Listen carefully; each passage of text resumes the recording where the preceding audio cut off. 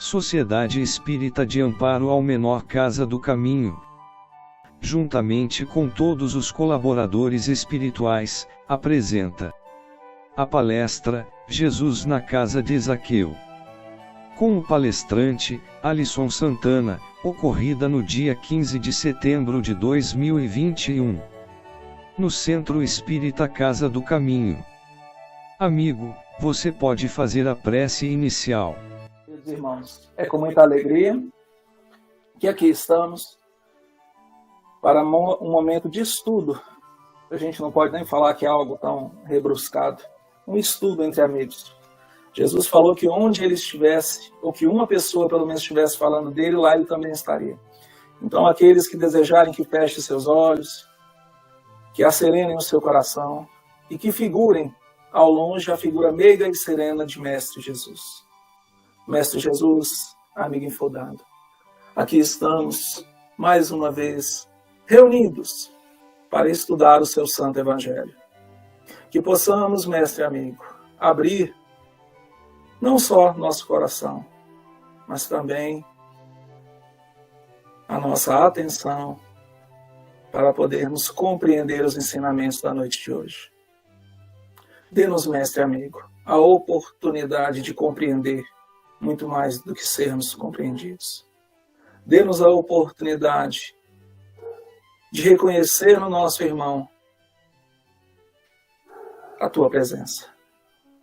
E assim, mestre amigo, sem mais nada a pedir e muito por agradecer, damos como iniciado o trabalho e a reunião pública da noite de hoje, dizendo que assim seja.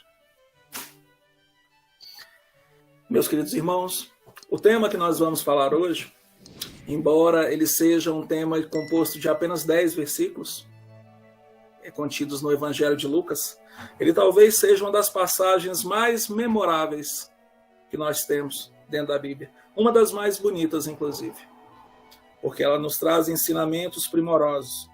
Esses dias, assistindo a palestra do irmão Arthur Valadares, ele falou uma coisa que eu achei muito bonito e que marcou e que eu quero dividir com vocês. Ele falou que todos os temas evangélicos doutrinários, a espiritualidade amiga tem nos recomendado que nós estudemos e apliquemos tais conhecimentos em nossa vida. Porque de nada tem a valia de nós conhecermos apenas e não praticarmos o ensinamento. Então que possamos estar com os ouvidos e os corações abertos para o nosso estudo da noite de hoje, que com certeza serão memoráveis. O nosso estudo hoje, meus irmãos, ele se baseia basicamente no Evangelho de Lucas, capítulo 19, versículo de 1 a 10, no livro Boa Nova, do Espírito Humberto de Campos, do médium Chico Xavier, tópico 23, intitulado O Servo Bom. E também no Evangelho segundo o Espiritismo, capítulo 16, no que se intitula Não se pode servir a Deus e a mamão. E aí, como leitura inicial, bem rápida, eu trouxe aqui os primeiros parágrafos do texto O Servo Bom, do livro Boa Nova, e que diz assim: a condenação das riquezas se firmara no espírito dos discípulos, com profundas raízes, a tal ponto que, por várias vezes, foi Jesus obrigado a intervir de maneira a pôr termo a contendas injustificáveis. De vez em quando, Tadeu parecia querer impor aos assistentes das pregações do lago a entrega de todos os bens aos necessitados. Felipe não vacilava em afiançar que ninguém deveria possuir mais que uma camisa, constituindo uma obrigação tudo, dividir com os infortunados, privando-se cada qual do indispensável à vida. E quando o pobre nos surge somente nas aparências, replicava judiosamente Levi: conheço homens abastados que choram na coletoria de Cafarnaum, como miseráveis mendigos, apenas com o fim de se eximirem dos impostos. Sei de outros que estendem as mãos à caridade pública e são proprietários de terras dilatadas. Estaríamos edificando o reino de Deus se favorecêssemos a exploração? Tudo isso é verdade, redarguia Simão Pedro. Entretanto, Deus nos inspirará sempre nos momentos oportunos, e não é por essa razão que deveremos abandonar os realmente desamparados. Levi, porém, não se dava por vencido e retrucado. A necessidade sincera deve ser o objetivo incessante de nosso carinhoso interesse. Mas, tratando-se dos falsos mendigos, é preciso considerar que a palavra de Deus nos tem vindo pelo Mestre, que nunca se cansa de nos aconselhar vigilância. É imprescindível não viciarmos o sentimento de piedade a ponto de prejudicarmos os nossos irmãos no caminho da vida. O antigo cobrador de impostos expunha assim a sua maneira de ver, mas Felipe, agarrando-se à letra dos ensinos, obtemperava com ênfase. Continuarei acreditando que é mais fácil a passagem de um camelo pelo fundo de uma agulha do que a entrada de um rico no reino dos céus. Jesus não participava dessas discussões, porém, sentia as dúvidas que pairavam no coração dos discípulos e, deixando-os entregues aos seus raciocínios próprios, aguardava a oportunidade para o esclarecimento geral. É interessante, meus irmãos, porque todos que leem a passagem de Zaqueu lembram de diversas coisas e acreditam que ali é o começo da história, quando, na verdade, trata-se exatamente do epílogo. Por que epílogo? Porque o momento em que Zaqueu recebe Jesus em sua casa nada mais é do que um reencontro. E daqui a pouco eu vou explicar para vocês o porquê. Mas trata-se do epílogo. No livro Boa Nova, nós temos o que se antecede. Eu pergunto para vocês, esses comentários agora dos 7 primeiros parágrafos da obra Boa Nova, do texto 23, se não me engano, do Servo Bom, difere alguma coisa do que nós vivemos hoje? Percebam que há mais de 2000 anos, nós continuamos no mesmo patamar, analisando praticamente as mesmas coisas. Hoje, infelizmente, temos o relato e o conhecimento de muitos irmãos que, mesmo sendo abastados em poderes financeiros, tendo realmente aquilo que lhes sobra, ainda mendigam e pedem para outras pessoas, não é verdade? Tinha há muitos anos atrás, aqui em Taguatinga, um senhor que ele era cego, que ele morava em uma mansão, se eu não me engano, na QNA ou na QND. E ele mendigava como profissão. Então percebam, meus irmãos, que daquela época para cá, não mudou tanto. Então, os apóstolos estavam todos reunidos discutindo acerca do que é correto ou do que não é correto quanto à questão da doação. E Jesus percebia de longe aquela discussão e percebia que seria necessário um ensinamento diferente a todos eles. Eis que, para começarmos a nossa conversa, vamos explicar quem era o famigerado Zaqueu. Eu acho lindo uma música evangélica do nosso irmão Regis Danese, que falava: como Zaqueu, eu quero subir. Muito bonita a música. Entretanto, quando a gente começa a estudar um pouco mais a história de Zaqueu, a gente se encanta muito mais com a riqueza de detalhes que agora nós vamos conversar.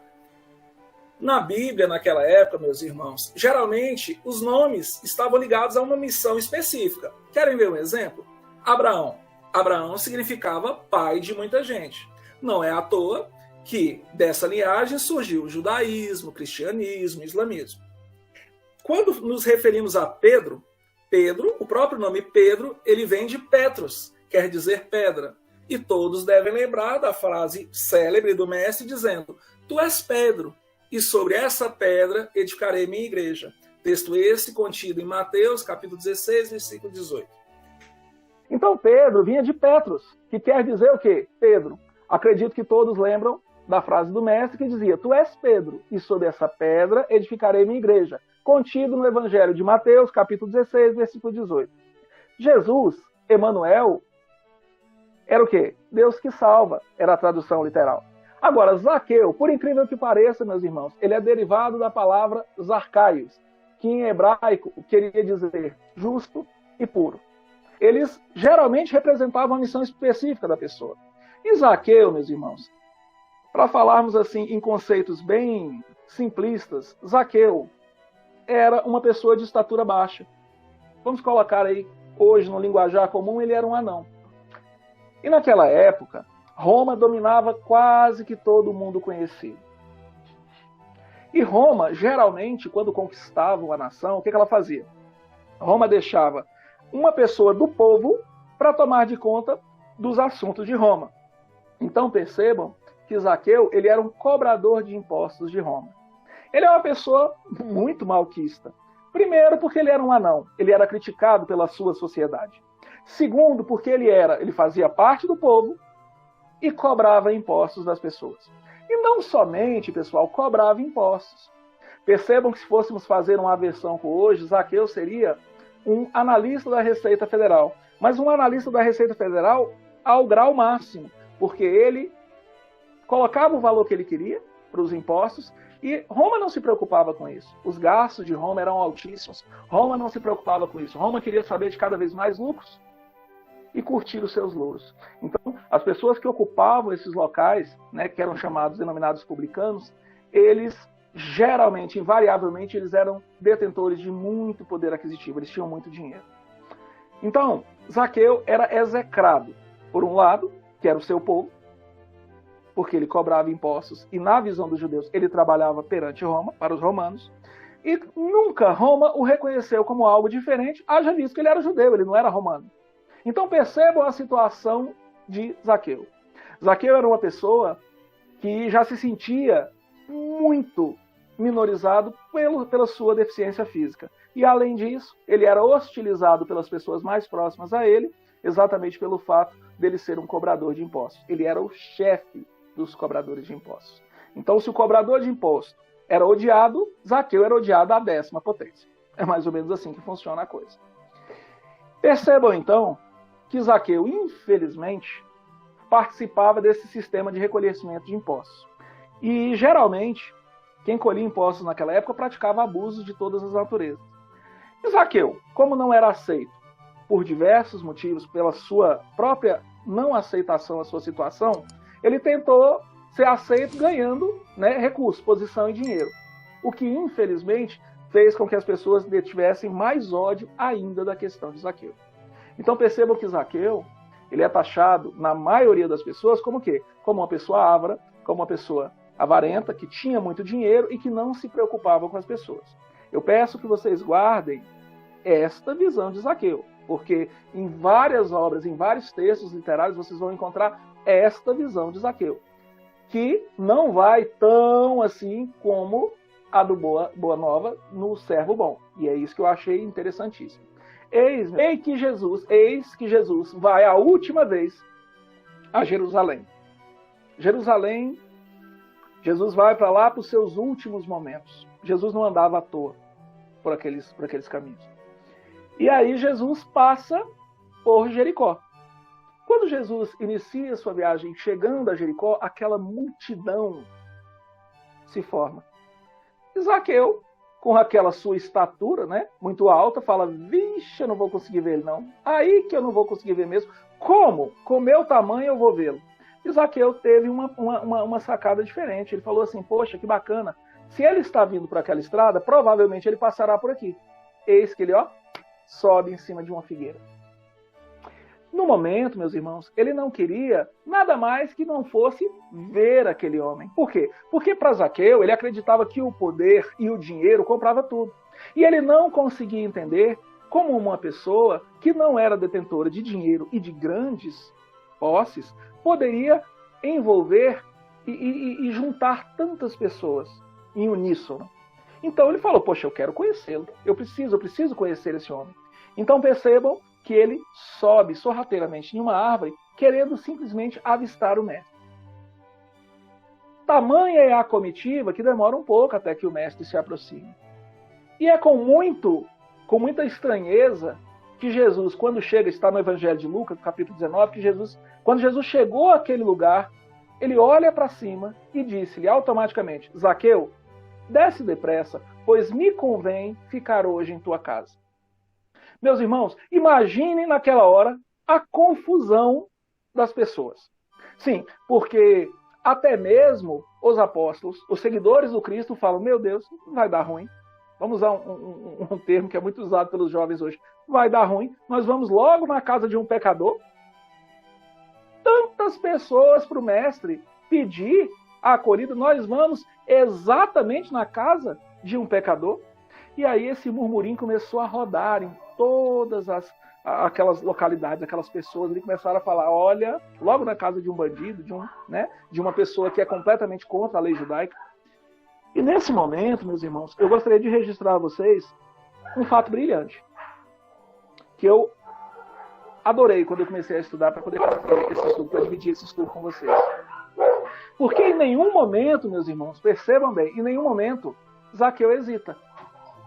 Zaqueu não fala, olha, mas será que vai? Não. Quando Jesus fala e propõe essa visita para ele, imediatamente Zaqueu desce da árvore e começa a preparar a sua casa para receber o mestre. É com uma alegria incomensurável que ele vai receber aquela pessoa como se fosse a pessoa mais ilustre que ele pudesse receber na sua casa, como se fosse o rei dos reis, como se fosse a pessoa mais imponente, que tivesse um poder aquisitivo maior. Naquele momento, Zaqueu sente isso, sente essa alegria em poder receber o mestre.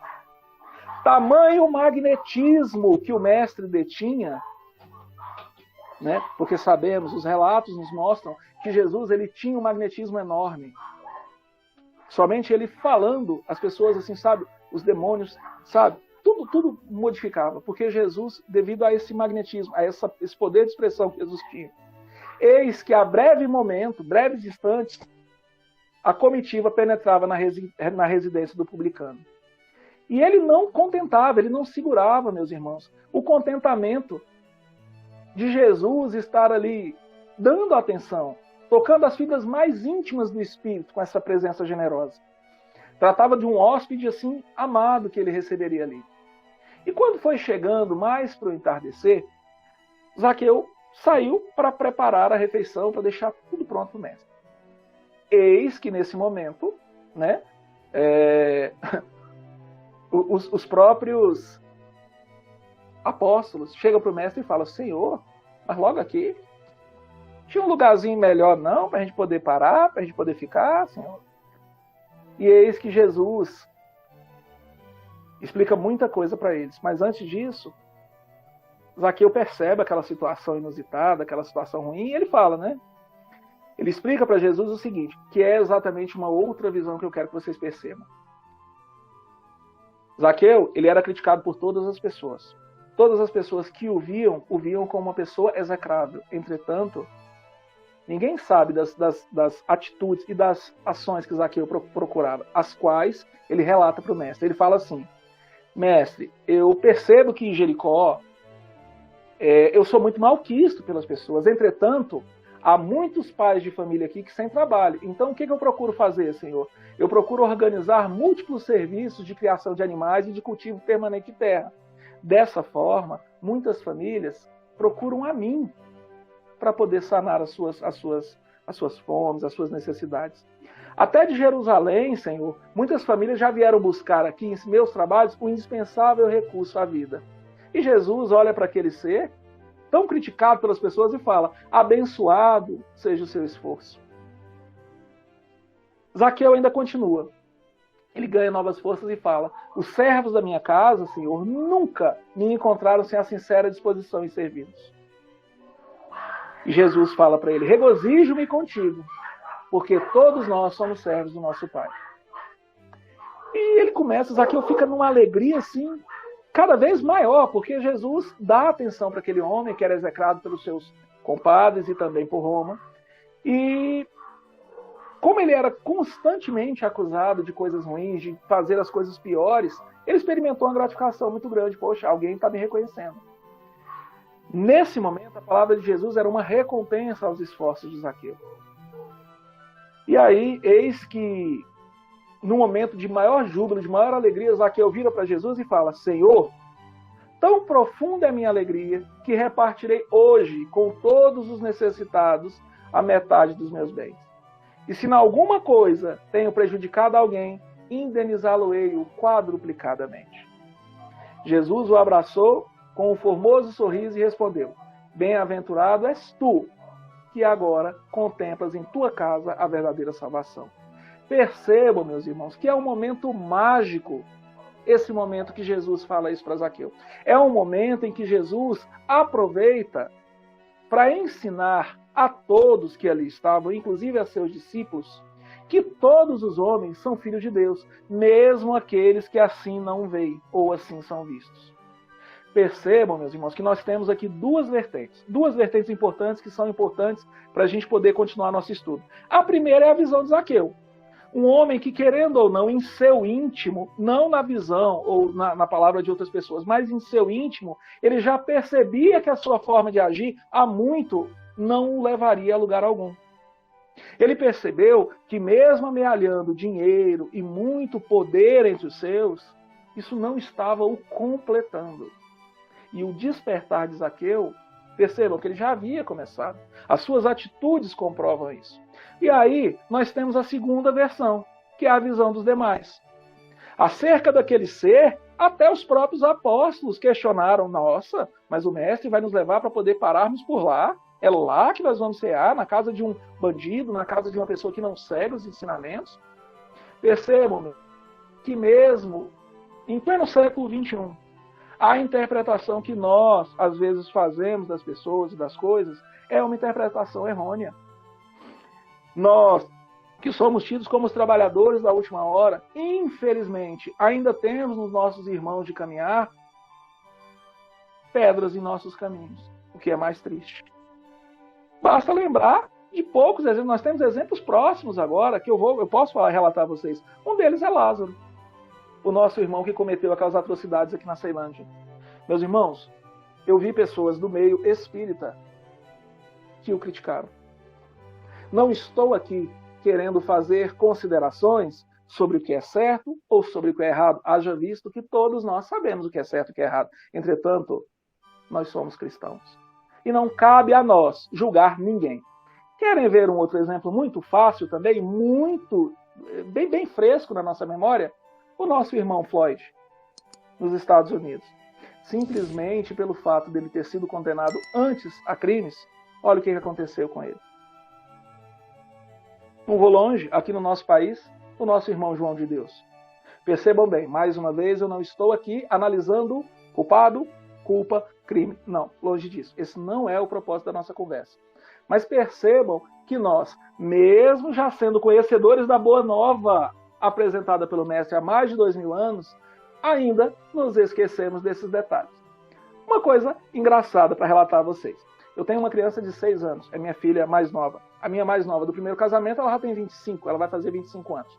Mas percebam que a minha filha pequena virou para mim no dia que prenderam o Lázaro e falou assim para mim, papai, prenderam o Lázaro. Sério, minha filha? Eu falei para ela, que maravilha, né? Agora ele vai pagar pelos crimes. Papai, ele tem que morrer. Ele tem que morrer, papai. Gente, aquilo foi um sentimento assim que eu confesso a vocês, que me deu choque. Eu fiquei chocado. É óbvio que provavelmente ela ouviu esse comentário em algum comentário na casa da mãe ou em algum lugar, porque uma criança de 6 anos, ela não teria essa complexidade, ela não teria no linguajar essa complexidade completa de falar assim dessa forma. Mas isso me chocou. Isso me chocou, meus irmãos, porque não foi ela, uma criança de 6 anos, mas eu vi pessoas adultas falando que tinha mais é que morrer mesmo. Quem somos nós para poder julgar aquele irmão que passou por aquela dificuldade? Porque hoje eu conheci a doutrina dos Espíritos, porque hoje eu procuro estudar os preceitos cristãos, eu me coloco na condição melhor do que meu irmão Lázaro? Não, ele é um irmão como eu sou. E quando nós daqui, deste planeta de expiações e provas, passarmos para frente, nós teremos que voltar para auxiliar os nossos irmãos. Porque o nosso objetivo na Terra não é só o nosso desenvolvimento, é o nosso desenvolvimento e o desenvolvimento dos irmãos que aqui estão conosco, dos nossos irmãos de caminhada. Percebam que Chico Xavier já dizia que ninguém poderia voltar atrás e mudar aquilo que havia sido feito, mas que cada um de nós poderia, a partir desse momento, tomar um novo caminho e seguir uma nova direção. Zaqueu e Jesus, meus irmãos, eles nos dão claramente a ideia de que é necessário que reflitamos sobre quem somos e o que estamos fazendo com a boa nova que nos é passada pelo Cristo. Zaqueu, ele percebeu, muito antes da vinda de Jesus à sua casa, que acima do título que ele ostentava e os valores, os bens valorosos que ele dispunha, que eles não traziam a verdadeira felicidade.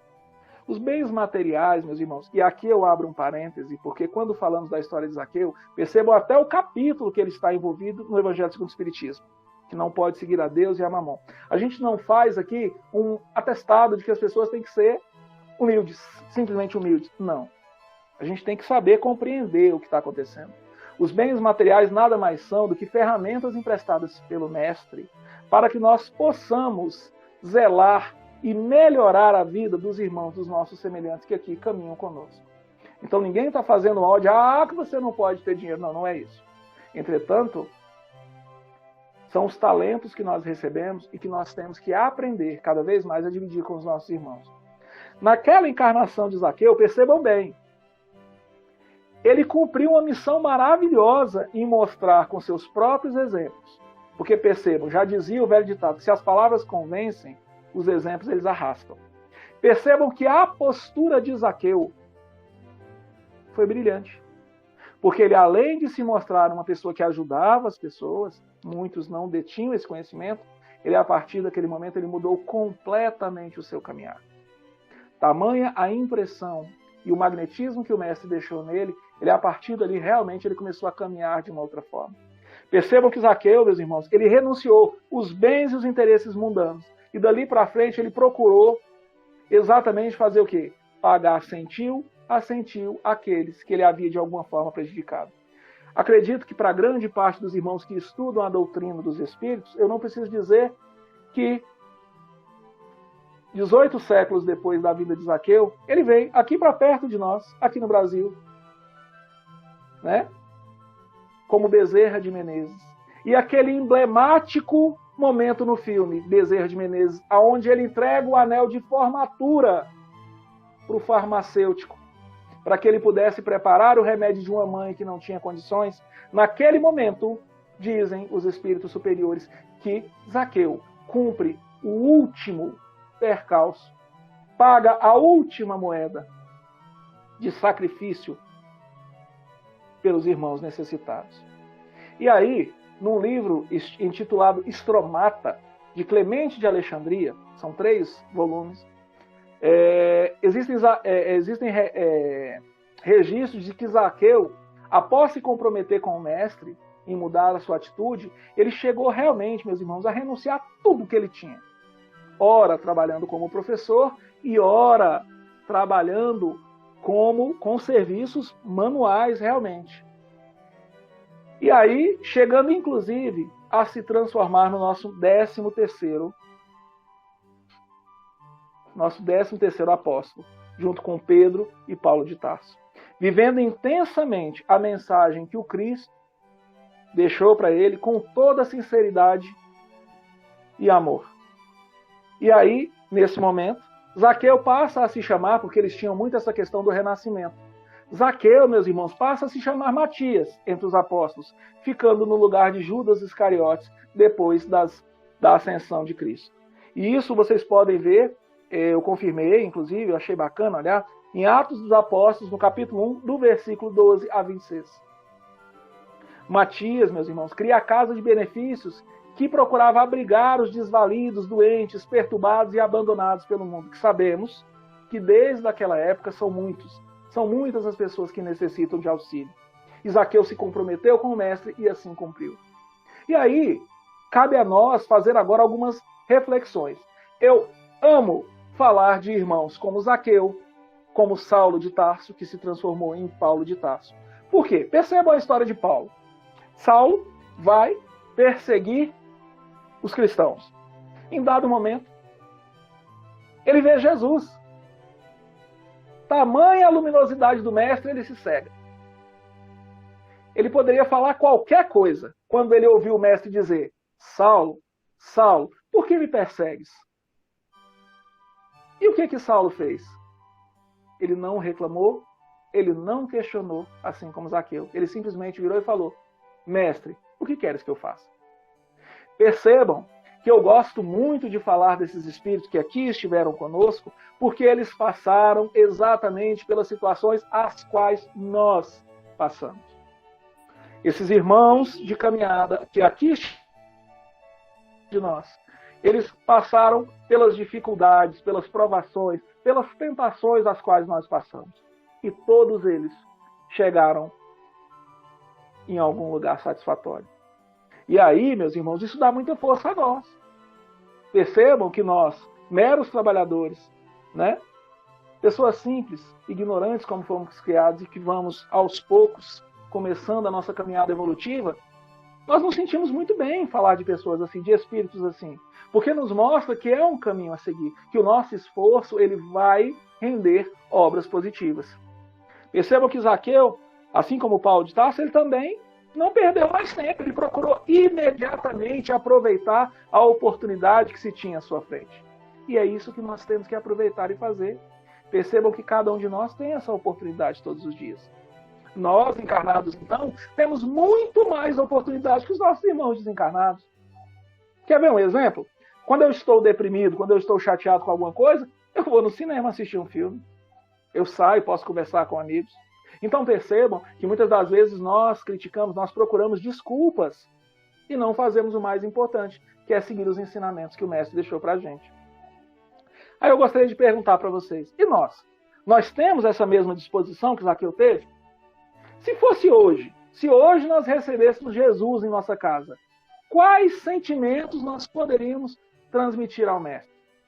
Será que nosso seio familiar, Jesus encontraria paz, benevolência, alegria, amor, felicidade? Será? Vocês acham que isso seria encontrado? Torço para que a resposta para que todas essas perguntas, esses questionamentos, sejam sim, que Jesus encontrasse isso. Porque quando nós vamos parar para analisar, meus irmãos, a gente percebe a dificuldade que é os simples ensinamentos do Mestre. Percebam que nós temos dificuldade até hoje de cumprir os 2 mandamentos que ele deixou que anulariam todos os outros, que é amar a Deus sobre todas as coisas e ao teu próximo como a ti mesmo. Olha a dificuldade que temos para fazer isso. Nós amamos as pessoas que nos são caras. Pega aquele coleguinha do serviço, aquele mais distante de você, aquele que não gosta de você, que faz fofoca de você. É fácil amar esse nosso irmão? É tranquilo conversar com esse irmão como se ele fosse uma pessoa querida? Quando a gente analisa a história do Freud ou a história, né, do nosso irmão que eu relatei há pouco para vocês, é fácil analisar a situação do irmão que está em erro? Não, infelizmente não é. Nós nos colocamos na condição de julgadores, o que é um erro muito grande. Percebam que muitas pessoas, elas até se convertem aos meios religiosos. Elas seguem a doutrina católica, a doutrina evangélica, a doutrina espírita. Entretanto, são bem poucos os que realmente se transformam.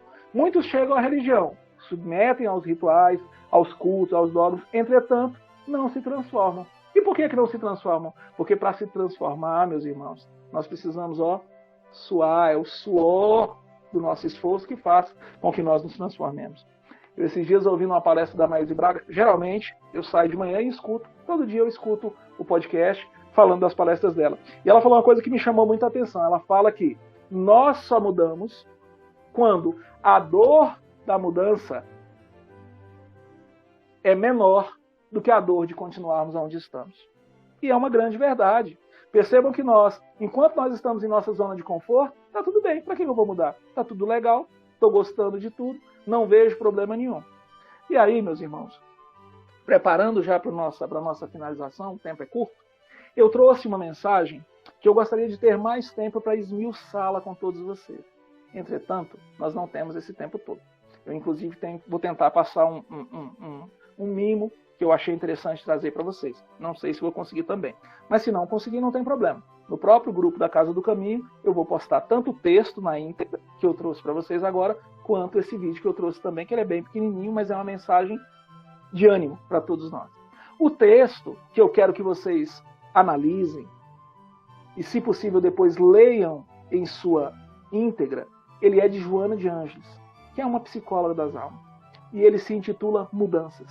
Ela diz assim, que a divindade revela-se ao ser humano na grandeza deslumbrante da sua obra.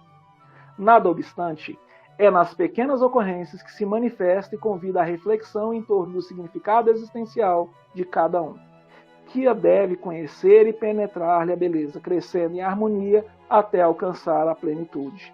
Ou seja, essa divindade ela está em todos nós. Todos nós precisamos apenas fazer com que ela flore.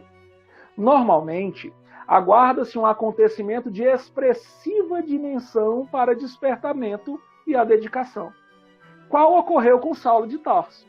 Olha, se formos esperar todos nós vermos o Mestre para ficarmos cegos e começarmos a agir de acordo com os ensinamentos dele, isso não vai acontecer.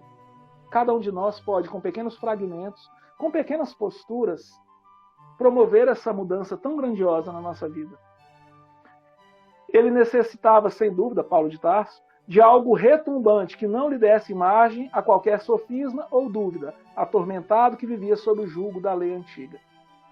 E ante a grandeza da ocorrência, ele soube responder ao chamado extraordinário, tornando-se o arauto dos futuros tempos, ao ponto de submeter-se em júbilo ao holocausto da própria existência em fidelidade ao dever espontaneamente assumido. Não preciso dizer que Paulo, quando compreendeu realmente os ensinamentos do Mestre, em muitas ocasiões dizia: não sou mais eu que aqui vivo, mas sim Jesus, que habita em mim.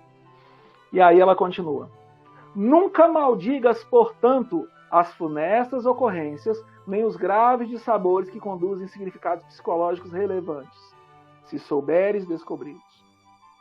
De igual maneira, detém-se a analisar comportamentos a teu lado, que poderiam significar infelicidade e, no entanto, fazem-se edificantes. E ela continua: tenha em mente que, na sua romagem, o tempo não se detém, e quando é mal utilizado, enseja saldo negativo na contabilidade existencial. Percebam a simplicidade das palavras que nos expressa a motivação para mudarmos as nossas atitudes. As boas novas de Jesus são lições de vigorosa atualidade para a incessante renovação moral. Cuida do vocabulário chulo das acusações insensatas contra os teus irmãos e ser fiel à mudança para melhor, porquanto serás chamado a prestar contas dos teus arroubos de cólera, de intolerância e de insensatez. Estás convidado. Estamos todos nós, meus irmãos, convidados para construir a sociedade digna. Fica atento, pois, ao chamado de Deus. Essa mensagem, ela foi trazida por Joana de Ângeles, foi psicografada essa página pelo médium Divaldo Pereira Franco. Eu li apenas pequenos fragmentos que eu queria dividir com vocês, mas vou colocar no grupo da Casa do Caminho, para os irmãos que assim o desejarem, eu vou mandar a mensagem na íntegra. Ela foi trazida na sessão mediúnica da noite de 10 de novembro de 2014, no Centro Espírita Caminho da Redenção, em Salvador, Bahia. E a fonte é no site Fórum Espírita. Percebam, meus irmãos, que existe muito caminho a trilhar. Nós, ainda mesmo evoluídos que somos, ainda temos muito, mas muito caminho mesmo a andar. E temos a possibilidade de fazê-lo. Ora, se nossos irmãos conseguiram fazer isso, por que nós não conseguiríamos fazer? Então percebam que é um objetivo a todos nós. E é um objetivo factível. É possível nós conseguirmos chegar a esse objetivo. Basta que nos empenhemos para conseguir esse desfecho. Certo? Agora, um dos participantes fará a oração de encerramento. Boa noite, meus irmãos. Queremos agradecer a presença de todos vocês e agradecer essa oportunidade de estar aqui estudando o Evangelho com esse grupo tão maravilhoso que toda semana se reúne para estudar o Evangelho, para nos colocar à parte e também fazer essa harmonia, essa comunhão, esse encontro, ainda que online, encontro de almas. Então, queremos agradecer ao Mestre Jesus essa oportunidade, aos nossos irmãos do plano espiritual que conosco se encontram e também participaram dessa reunião, e pedir, Mestre Jesus, que nós possamos aprender a praticar os nossos estudos, a colocar em prática no nosso dia a dia, que possamos assimilar esse estudo e refletir como que estamos fazendo das nossas vidas, como estamos utilizando os ensinamentos do Mestre, e pedir, Mestre amado, que esteja sempre conosco, nos ajudando nessa busca pela nossa evolução e que possamos nos humanizar, ajudarmos uns aos outros, sem reclamar, mas apenas procurando imaginar a presença do Senhor em nossos lares, como que nós faríamos. E muito obrigada, meus irmãos, por essa presença, por esse estudo. Obrigada a cada um que aqui esteve. E obrigada, muito obrigada por esta oportunidade. Muito bom rever também os amigos de muitos anos. Que a paz do Mestre amado permaneça em nossos corações durante essa noite e sempre. Que assim seja, meus irmãos. E agradecemos por você ter assistido esta palestra. Se você gostou, compartilhe com seus amigos.